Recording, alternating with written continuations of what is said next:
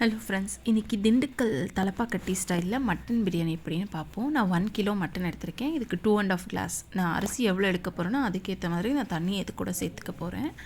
இதுக்கு தேவையான அளவு, வெறும் மட்டனுக்கு தேவையான அளவுக்கு உப்பு மட்டும் நான் இப்போ சேர்க்குறேன். இதை 3 விசில் விட்டு நாம் ஆஃப் பண்ணிக்கலாம். இப்போ இது விசில் வர நேரத்தில் நாம் மசாலா ரெடி பண்ணிக்கலாம். பலவுக்கு தேவையான ஐட்டம்ஸ் பட்டை, கிராம்பு, சீரகம், மிளகு, சோம்பு, அன்னாசிப்பூ பார்த்துக்கோங்க. இன்னும் 2 ஐட்டம் பேர் எனக்கு தெரியல. பிரியாணி இலை, அப்புறம் ஒரு 10 முந்திரி முழுசாக எடுத்திருக்கேன். இந்த பிரியாணி இலை எல்லாமே பச்சையாக சேர்த்து இப்போ நம்ம அரைச்சிக்க போகிறோம். ஸோ தண்ணி எதுவும் விடாமல் பவுடர் பண்ணிக்கோங்க. பவுடர் ஆகிடுச்சு. இப்போது ஒரு வெங்காயம் எடுத்திருக்கேன், ஒரு 20 பல் பூண்டு, கொஞ்சம் இஞ்சி, ஒரு 6 பச்சை மிளகாய் எடுத்திருக்கேன். இப்போ இதெல்லாம் சேர்த்து பேஸ்ட் பண்ணிப்போம். அரைச்சி எடுத்துனதுக்கப்புறம் இப்போ குக்கர் வச்சு, இப்போ இது விசில் வந்திருக்கும் பாருங்கள். இப்போ இது மட்டன் தனியாக, அந்த தண்ணி தனியாக எடுத்து வச்சுக்கலாம் ஸ்டாக்கிங்கு. இப்போ குக்கர் வச்சு ஒரு 4 ஸ்பூன் நெய், 4 ஸ்பூன் எண்ணெய் ரெண்டுமே சேர்த்துருக்கேன். வேணுன்றவங்க வெறும் நெய்யை கூட சேர்த்துக்கலாம்.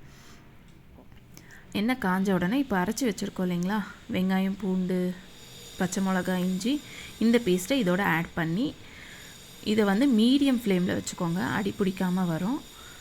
இப்போ இதை நல்லா வதக்கிக்கோங்க. அந்த ஈரத்தன்மையெல்லாம் போயிடணும். மீடியம் ஃப்ளேமில் வச்சு எப்போவுமே ஸ்லோ குக்டு ஃபுட் ரொம்ப நல்லா டேஸ்ட்டாக இருக்கும். இப்போ அரைச்சி வச்சுருக்கேன் மசாலா பவுடர் எல்லாம் சேர்த்து கொஞ்சம் சால்ட் ஆட் பண்ணிக்கோங்க. இதையும் நல்லா சேர்த்து வதக்கிக்கோங்க. ஸோ தட் பச்சை ஸ்மெல் எல்லாம் போகும். இப்போ இதுக்கு 1.5 ஸ்பூன் வெறும் மிளகாத்தூள் சேர்த்துருக்கேன். இதையும் நல்லா வதக்கிக்கோங்க. இதோட இப்போ நம்ம மட்டன் எடுத்து வச்சுருக்கோம் இல்லைங்களா, அந்த மட்டனை இதோட சேர்த்து நல்லா வதக்கிக்கோங்க. இப்போ இந்த மசாலா எல்லாம் மிக்ஸ் ஆகணும், அந்த மாதிரி நல்லா கிளறி விட்டுக்கோங்க. இப்போ நல்லா வதங்கி வந்ததுக்கப்புறம் இப்போது ஒரு லெமன் புழிஞ்சு எடுத்திருக்கேன், அதை இதோட சேர்த்துக்கோங்க. அது இல்லாமல் ஒரு 100 கிராம்ஸ் தயிர். இப்போ நம்ம தக்காளி சேர்க்கல இல்லைங்களா, புளிப்புக்காக தயிரும் எலுமிச்சைப்பழமும் சேர்த்துருக்கோம். இப்போ இதில் உங்கள் ஒரு கைப்பிடி அளவு புதினா, ஒரு கைப்பிடி அளவு கொத்தமல்லி தழை, இது ரெண்டும் கட் பண்ணி போட்டுக்கோங்க.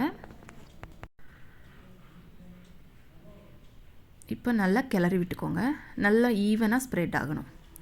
இது எல்லாமே மீடியம் ஃப்ளேம்லேயே வச்சு பண்ணுங்கள். ஸோ தட் எல்லா மசாலா ஒன்றோட ஒன்று நல்லா சேர்ந்து வதக்கணும். இப்போ அந்த புதினாவும் கொத்தமல்லியும் நல்லா வதங்கினதுக்கப்புறம் பாருங்கள், அடி பிடிச்சி லைட்டாக அடி பிடிச்சிருந்தாலும் அது எல்லாமே வந்துடும். இப்போ நம்ம மட்டன் வேக வச்சு தண்ணி இருக்கு இல்லைங்களா, ஸ்டாக்கிங், அதை இதோட ஆட் பண்ணிக்கோங்க. எல்லாத்தையும் ஆட் பண்ணிக்கோங்க, மீதி வைக்காதீங்க. ஸோ நீங்கள் ஃபஸ்ட்டே அரிசிக்கு ஏற்ற அளவுக்கு தண்ணி விட்டுக்கோங்க. அதோட கொஞ்சம் எக்ஸ்ட்ரா மட்டனுக்கு மட்டும் விட்டுக்கோங்க, போதும். ஈவனாக எல்லாம் மிக்ஸ் பண்ணி விட்டுக்கோங்க. அப்புறம் ஏதாவது உப்பு காரம் கம்மியாக இருந்ததுன்னா இந்த ஸ்டேஜில் நீங்கள் ஆட் பண்ணிக்கலாம். ஏதாவது உப்பு காரம் குறைச்சலோ அதிகமோ பார்த்துக்கோங்க.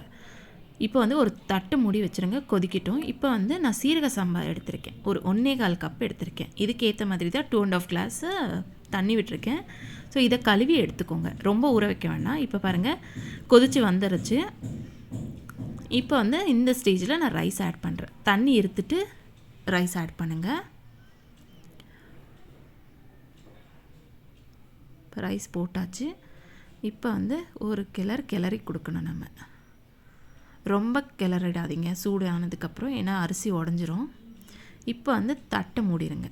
ஒரு 5 மினிட்ஸ் அப்படியே இருக்கட்டும். 5 to 10 மினிட்ஸே வச்சுக்கோங்க.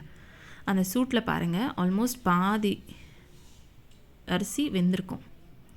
இப்போ நம்ம தம் போடலாம். இப்போது இது ஒரு சைடில் வச்சுட்டு ஒரு தவா வச்சுக்கோங்க. தவா வச்சதுக்கப்புறம் இந்த குக்கரை தூக்கி தவா மேலே வைங்க. இப்போ ஹை ஃப்ளேமில் வைங்க. ஹை ஃப்ளேமில் வச்சு தவா கொஞ்சம் நல்லா சூடு ஏறட்டோன்னு இப்போ பாருங்கள் எவ்வளோ வெந்திருக்குன்னு, அதுக்கேற்ற மாதிரி நம்ம வச்சுக்கலாம். இப்போ தட்டை மூடிட்டு அதுக்கு மேலே நம்ம தம் போடலாம். தட்டை திருப்பி போட்டு இப்போ நான் ஒரு பாத்திரத்தில் தண்ணி வைக்கிறேன். ஸோ இது கொஞ்சம் தம் வரும், லைக் கெட்டியாக மூடிக்கும். ஒரு 5 மினிட்ஸ் ஹை ஃப்ளேமில் வச்சுட்டு மற்றது ஒரு 20 மினிட்ஸ் ஃபுல் லோ ஃப்ளேமில் வச்சு வேக வைங்க. இதுக்கு மேலே நீங்கள் நெய் விட்டுட்டு இல்லை வெண்ணெயும் சேர்த்துக்கலாம். நான் இப்போ கொஞ்சம் வெண்ணெய் சேர்த்துருக்கேன், இது ஆப்ஷனல். மறுபடியும் கொஞ்சம் நேரம் மூடி வச்சுருங்க. ஒரு 10 மினிட்ஸ் ஆனதுக்கப்புறம் நீங்கள் பரிமாறிக்கலாம். பிரியாணி ரெடி. ஸோ இன்றைக்கி நான் திண்டுக்கல் மட்டன் பிரியாணியோடு சேர்த்து லிவர் பெப்பர் ஃப்ரையும் பண்ணியிருக்கேன். அப்புறம் தயிர் பச்சடி வெங்காயம் போட்டு பண்ணியிருக்கேன். ட்ரை பண்ணி பார்த்துட்டு சப்ஸ்கிரைப் பண்ணுங்கள், லைக் பண்ணுங்கள், ஷேர் பண்ணுங்கள்.